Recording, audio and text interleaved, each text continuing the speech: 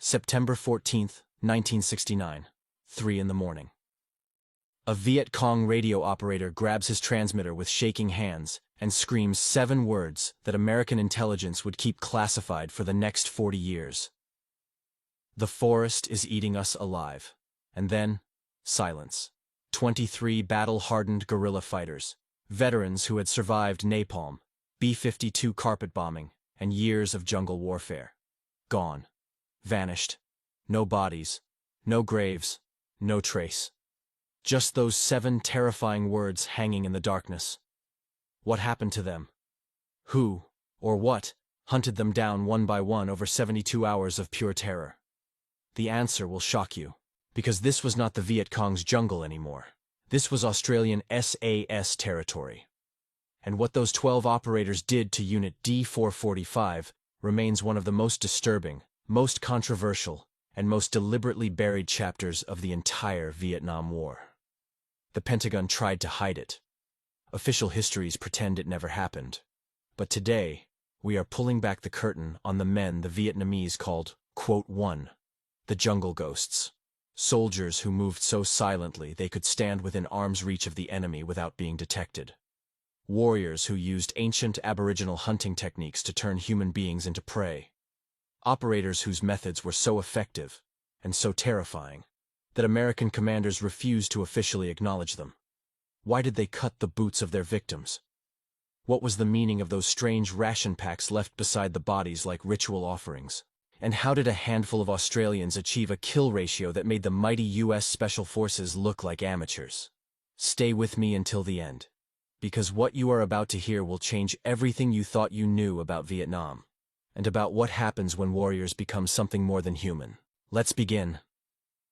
The message crackled through the humid night air of Phuoc Tuy Province at exactly 0300 hours on the morning of September 14th, 1969.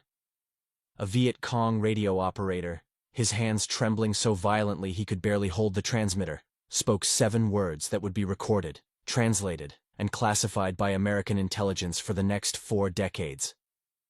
Quote 2. Then silence. Absolute, complete, terrifying silence.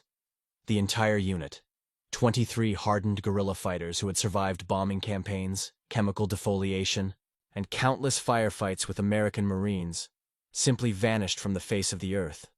No bodies recovered by their comrades, no prisoners taken by Allied forces, no graves discovered in the decades since. But those 7 words were only the end of the story. What happened in the 72 hours before that transmission would remain classified for decades, and for good reason. This was no supernatural phenomenon. This was not the jungle claiming victims through disease or accident. This was something far more calculated, far more methodical, and far more terrifying. This was the work of a 12-man patrol from the Australian Special Air Service Regiment, and what they did to Unit D445 represents one of the most chilling, most controversial, and most deliberately suppressed chapters of the entire Vietnam War. The Americans had a saying in Vietnam. They said the jungle belonged to Charlie. The Viet Cong moved through the triple canopy rainforest like ghosts, appearing from nowhere, striking with devastating precision, then melting back into the green darkness before air support could be scrambled.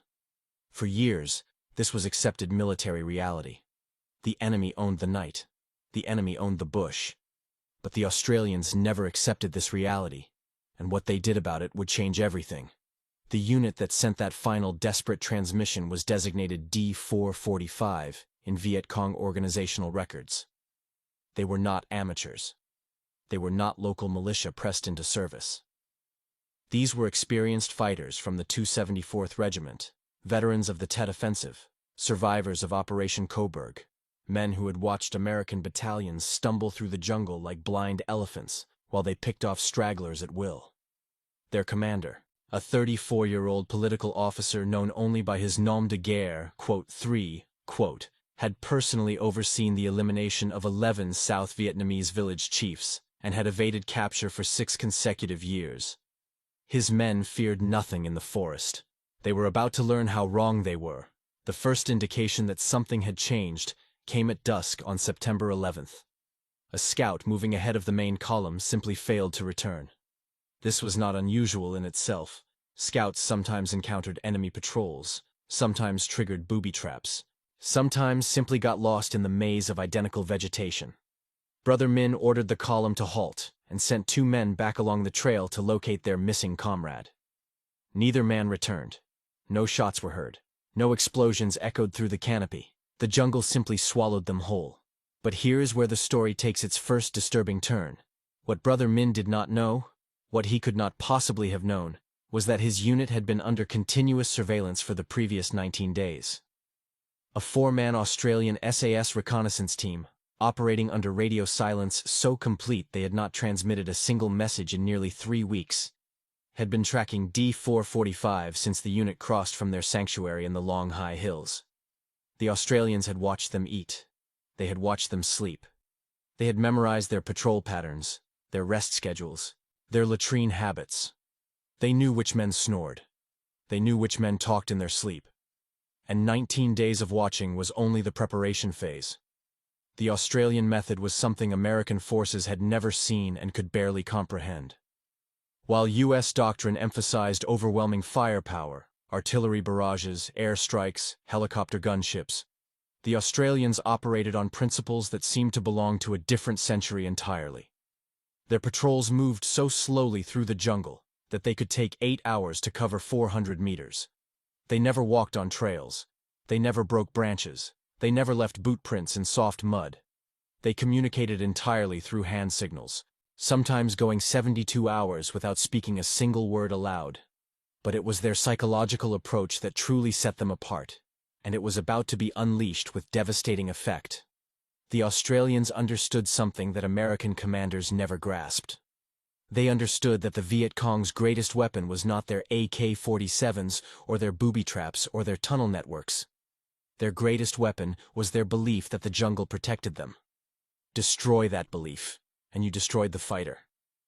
So the Australians set about destroying that belief, with systematic, almost scientific precision.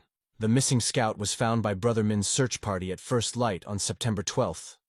Or rather, parts of him were found. His body had been positioned, there is no other word for it, against a tree trunk in a sitting position, hands folded neatly in his lap.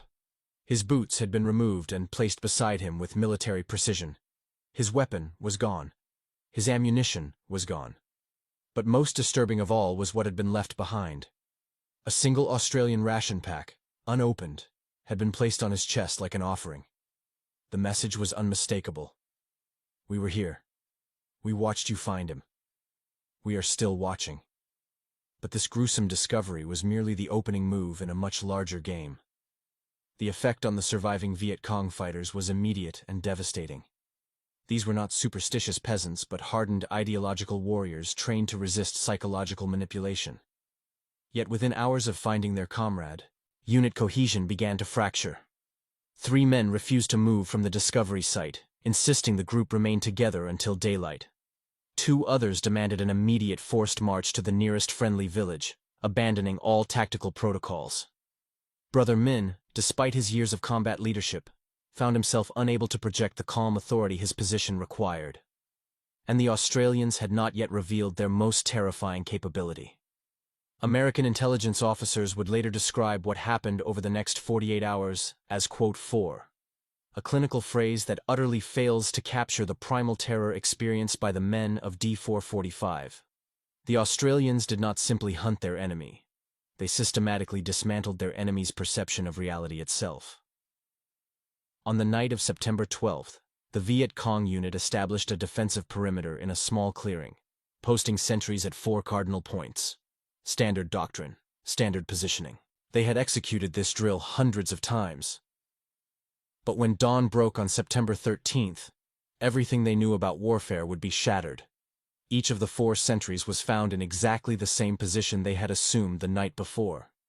Same posture, same weapon placement, same orientation, except that each man had been rendered permanently unconscious, without a single shot being fired, without a single cry of alarm being raised. Their boots had been cut, not removed, but surgically sliced, in a distinctive pattern that would later be identified as an Australian SAS signature, and beside each man, that same unopened ration pack. Think about what this means from a psychological perspective.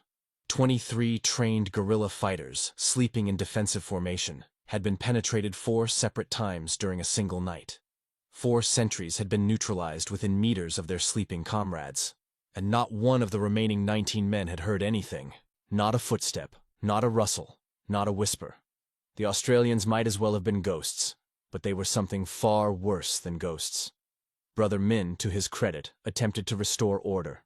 He gathered his remaining fighters and delivered what survivors would later describe as an impassioned speech about revolutionary duty and the inevitability of socialist victory.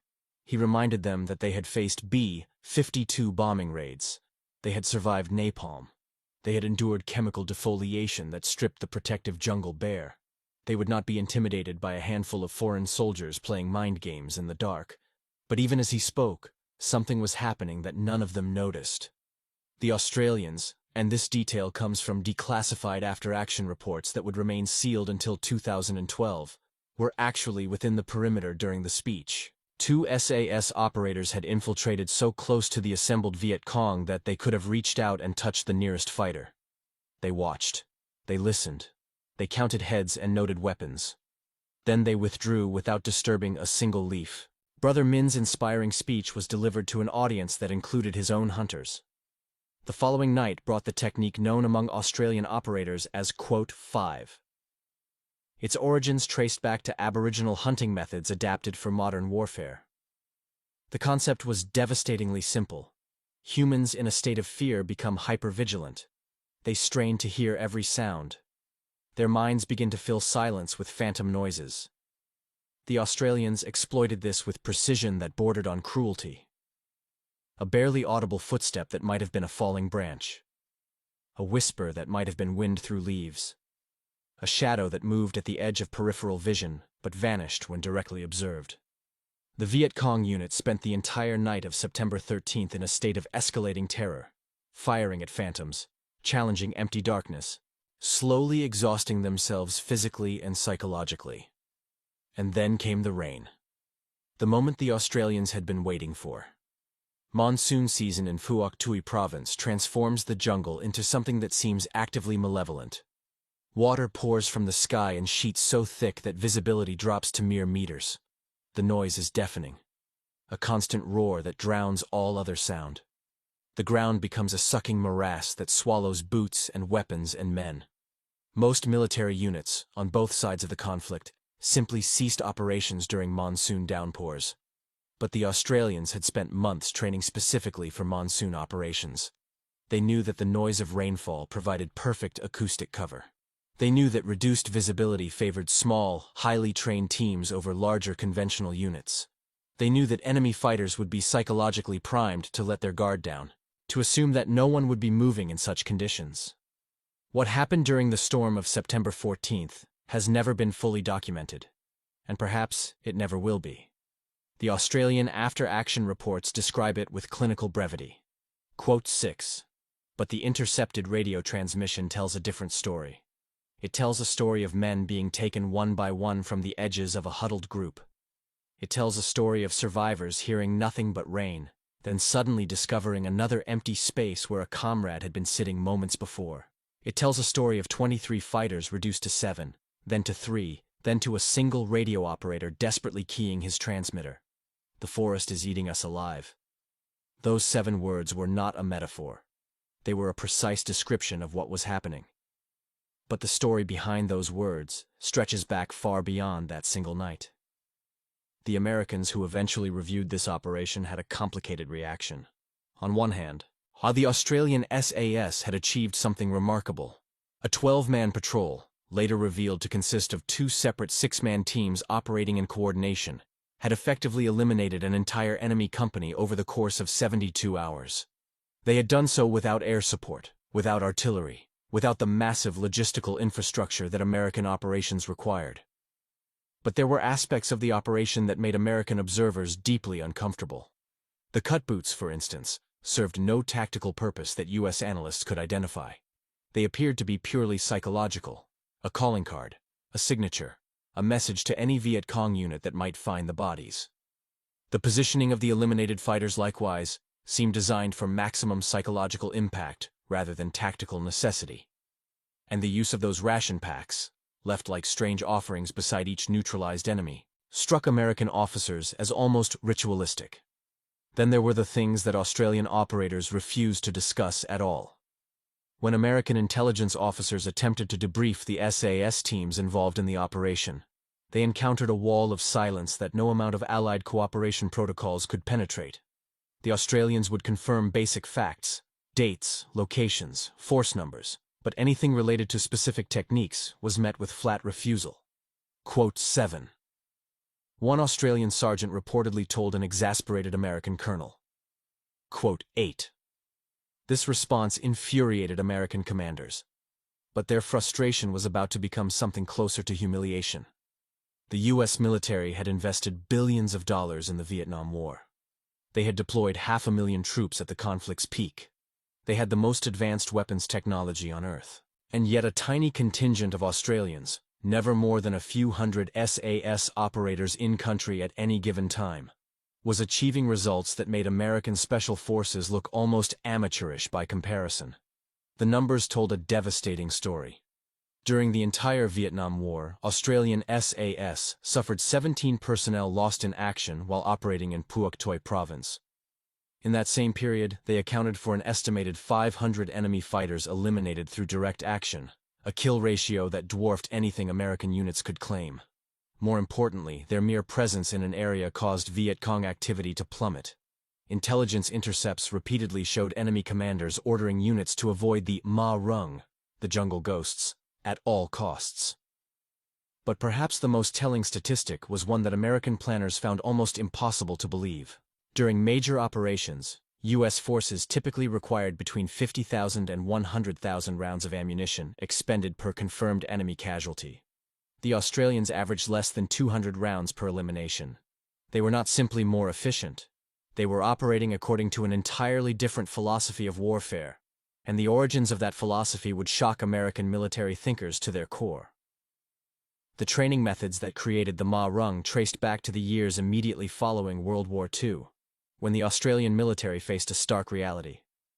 They would never match American or Soviet force numbers. They would never have unlimited budgets for advanced weapons systems. They would never be able to conduct the kind of industrial-scale warfare that larger powers took for granted. So they focused instead on creating the most highly skilled individual operators in the world. The selection process for Australian SAS was, and remains, among the most demanding on Earth. Candidates faced a 3-week selection course designed not simply to test physical endurance, but to identify those individuals capable of functioning independently in hostile environments for extended periods. The washout rate consistently exceeded 80%. Those who survived selection then underwent 2 years of additional training before being considered operational. But it was the nature of that training that truly set the Australians apart, and it involved a partnership that no Western military had ever attempted. They trained with Aboriginal trackers. They learned to read the bush the way most people read books. They studied animal behavior not from textbooks, but from months spent living in the outback, learning to think like prey, learning to think like predator. The Aboriginal influence on Australian SAS methodology cannot be overstated. Indigenous Australians had spent 40,000 years developing hunting techniques adapted to some of the most challenging terrain on Earth. They understood patience on a level that Western military thinking could barely comprehend. They understood how to move through landscape without disturbing it. They understood the psychology of prey, how to anticipate movements, how to manipulate behavior, how to channel targets toward predetermined locations. These ancient skills, combined with modern military training, created something unprecedented. The Australian SAS operators who deployed to Vietnam were not simply soldiers. They were hunters in the most primal sense of the word, and they brought that hunter's mentality to every operation they conducted. Consider the mindset required for the quote 10 technique that the Australians pioneered. A standard American patrol would move through the jungle at approximately 1 kilometer per hour, making noise, leaving tracks, announcing their presence to any enemy within earshot. The Australians moved at 100 meters per hour, sometimes slower. They would observe a section of terrain for 15 minutes before crossing it. They would choose each footfall individually, testing the ground before committing weight. They communicated through hand signals so subtle that observers standing meters away often missed them entirely. This was not merely tactical caution. This was a fundamental transformation of human movement. The Australians trained themselves to suppress every natural instinct that might reveal their presence. They controlled their breathing. They controlled their body odor through strict dietary protocols. They learned to sleep while maintaining partial awareness of their surroundings. They became, in effect, a different kind of human being.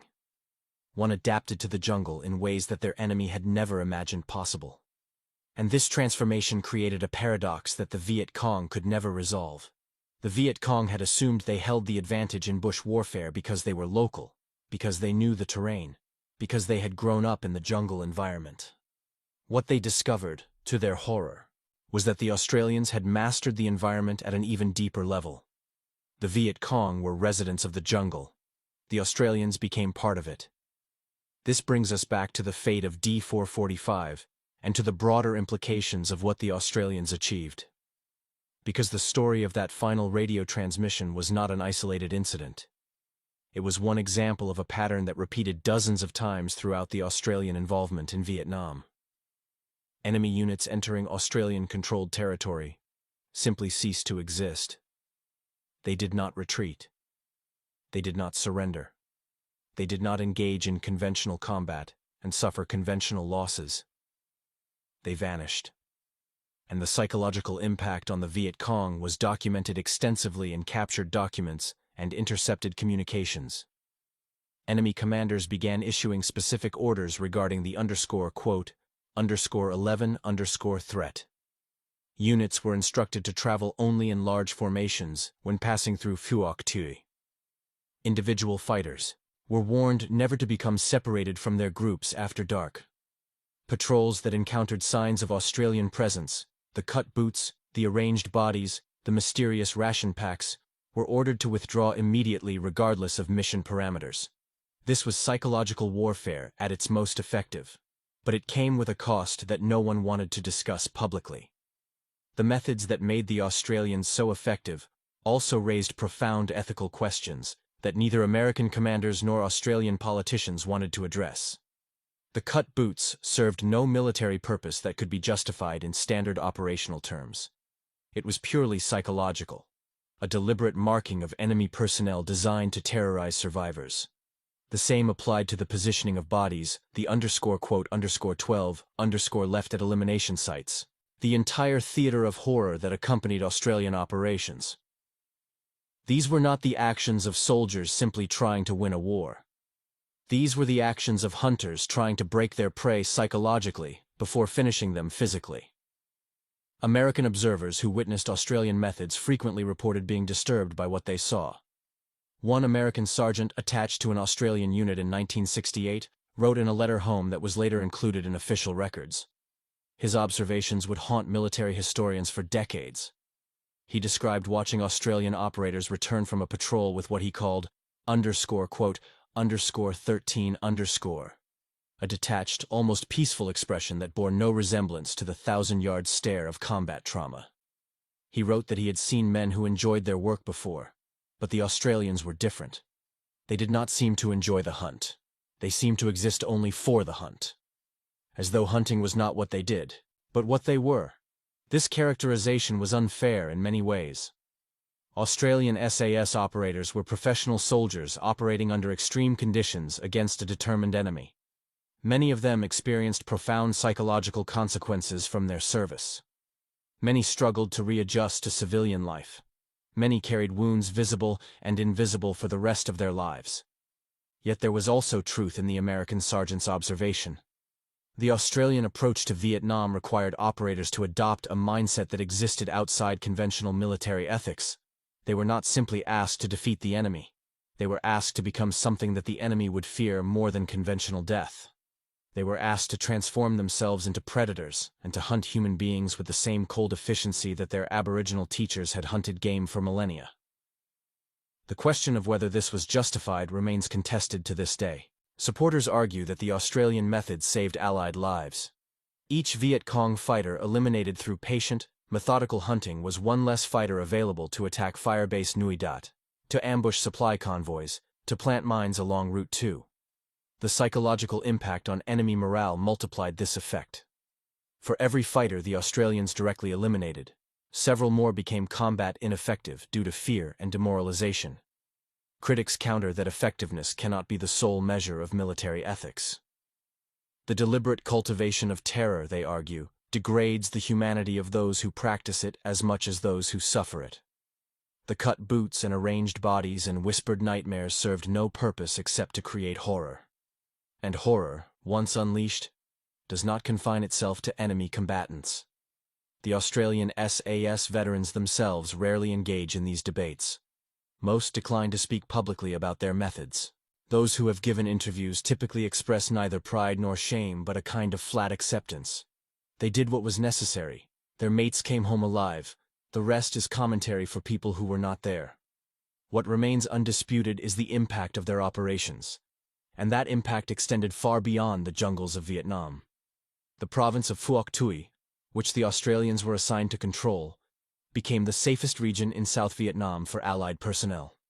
While American forces in other provinces suffered constant casualties from ambushes and booby traps, Australians moved through their territory with near impunity. The Viet Cong effectively ceded the area, preferring to operate in regions where they faced only American firepower rather than Australian hunting techniques. This success created a strange paradox that would shape military history. The very effectiveness of Australian methods meant they remained largely invisible to the American public and military establishment. There were no dramatic battles to report, no casualty figures that demanded explanation, no visual spectacle for evening news broadcasts. The Australians simply conducted their quiet, methodical, terrifying work, while American attention focused on more conventional operations elsewhere. When the war ended, this invisibility extended to the historical record. American accounts of Vietnam dominated public memory. The Australian contribution was reduced to a footnote, acknowledged politely but rarely examined in depth. The lessons the Australians had learned, and could have taught, were filed away and forgotten. But those lessons were not lost entirely, and their influence would reshape modern warfare. In the decades following Vietnam, elements of Australian methodology began appearing in special operations doctrine worldwide. The emphasis on psychological warfare, the integration of indigenous tracking techniques, the patient, methodical approach to eliminating enemy forces, the understanding that terror, properly applied, could multiply the effect of small teams beyond anything achievable through conventional force. Modern special operations units from dozens of countries now train techniques that trace their lineage directly to the Australian SAS in Vietnam, the SEALs, the SAS of Britain, the German KSK, the Israeli Sayeret Matkal. All of them have incorporated elements of what the Australians pioneered in the jungles of Phuoc Tuy province more than half a century ago. The radio operator who sent that final transmission, the man who spoke those 7 words about the forest eating his unit alive, was never identified. His body was never recovered. His fate remains unknown to this day. But his words have echoed through military history in ways he could never have imagined. They have become a symbol of what happens when a military force fully commits to the hunter's methodology. When soldiers transform themselves into predators. When the jungle stops being an obstacle and starts being an ally. The forest is eating us alive. Those 7 words were not a metaphor. They were a precise description of what was happening to Unit D445 in the pre-dawn hours of September 14, 1969. The forest, in the form of 12 Australian operators who had made themselves part of it, was literally consuming the enemy one fighter at a time. It was hunting them with patience and skill and terrifying efficiency. The Australians who conducted that operation returned to Firebase Nui Dat without fanfare. They cleaned their weapons. They wrote brief, clinical after-action reports. They ate hot food for the first time in 3 weeks. And then, they began preparing for the next patrol. Because the jungle was vast, and there were more units to hunt. The story of D445 is not unique. It is merely one documented example among dozens, perhaps hundreds. Many operations from that era remain classified. Many will never be declassified. The full scope of what the Australian SAS achieved in Vietnam, and the methods they used to achieve it, may never be known outside the tight-knit community of those who served, but the legend they created endures. In the villages of Phuoc Toi province, elderly residents still speak of the time when the jungle itself turned against the guerrillas, when men went into the trees and simply never returned, when the night became something to fear more than any bomb or bullet. And in military academies around the world, instructors still teach the lesson that the Australians demonstrated so thoroughly. Numbers do not win wars. Firepower does not win wars. Technology does not win wars.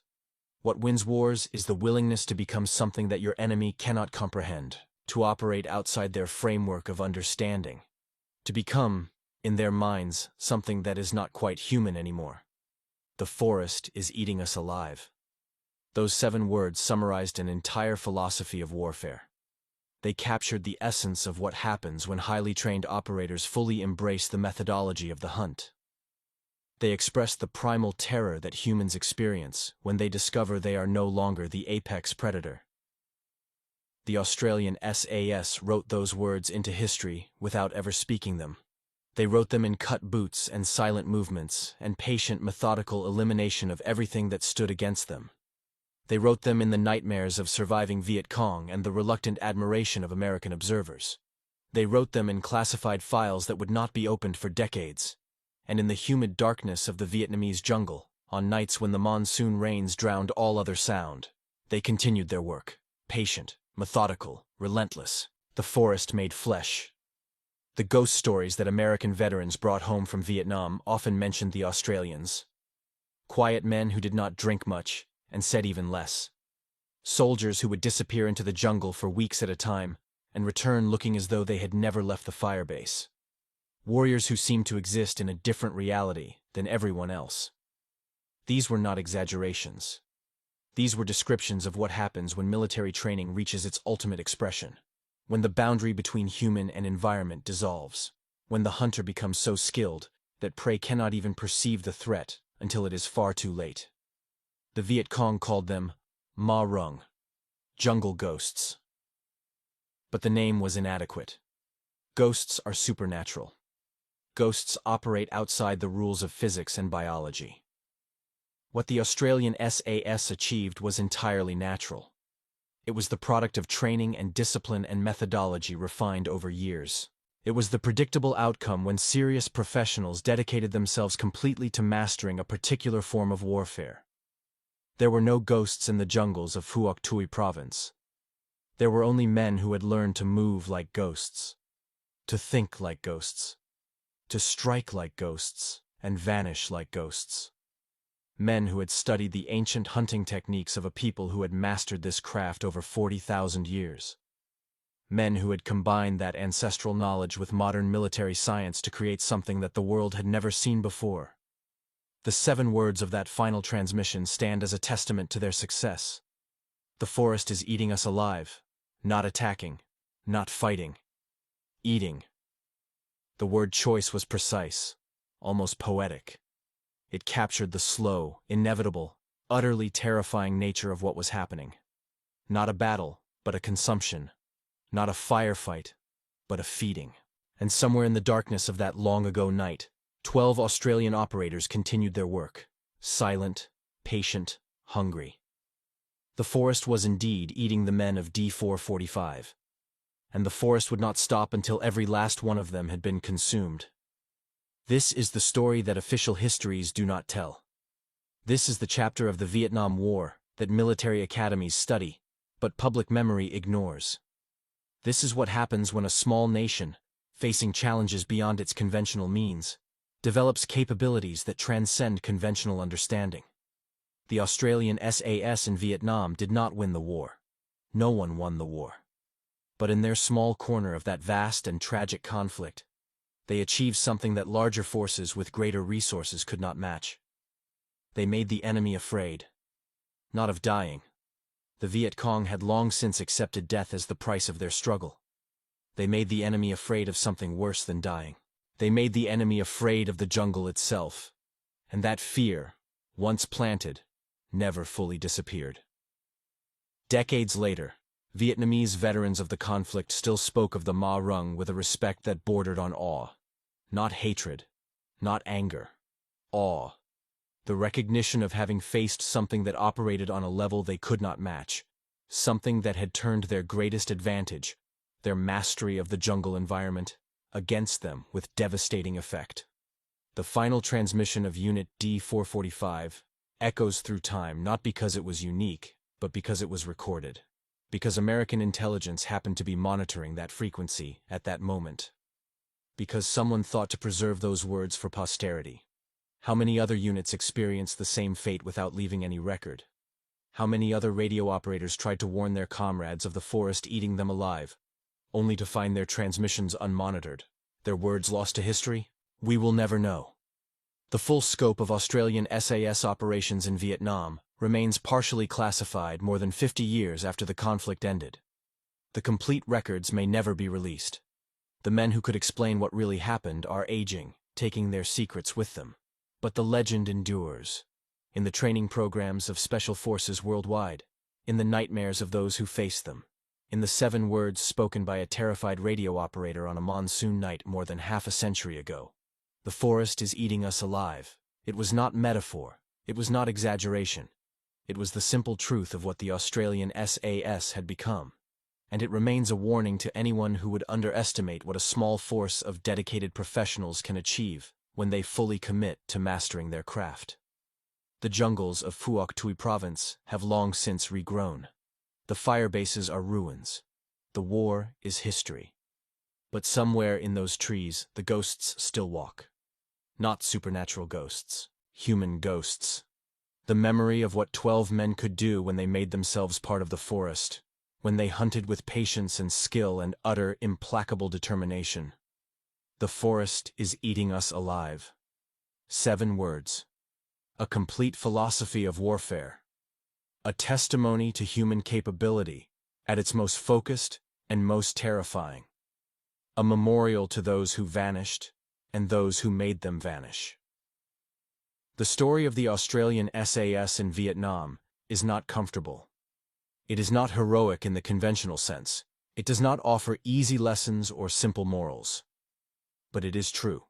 And its truth demands to be remembered, even when that truth challenges our assumptions about what war is and what warriors can become. In the end, the forest did not eat Unit D-445. 12 Australian operators did. They simply made the forest their weapon, their camouflage, their ally.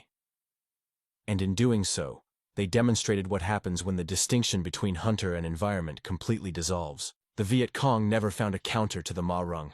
They simply avoided them whenever possible and prayed when avoidance was not possible. The prayers rarely helped, and in the quiet archives of military history, the recordings of that final night still exist. Classified, preserved, waiting for the day when the full story can finally be told. The forest is eating us alive. Those words were true then. They remain true now. And they will remain true as long as there are warriors willing to transform themselves completely in pursuit of their mission. The Australian SAS showed what was possible. The world is still learning from their example. This is their story. This is their legacy. This is the truth that official history preferred to forget. The forest was hungry, and the Australians made sure it was fed.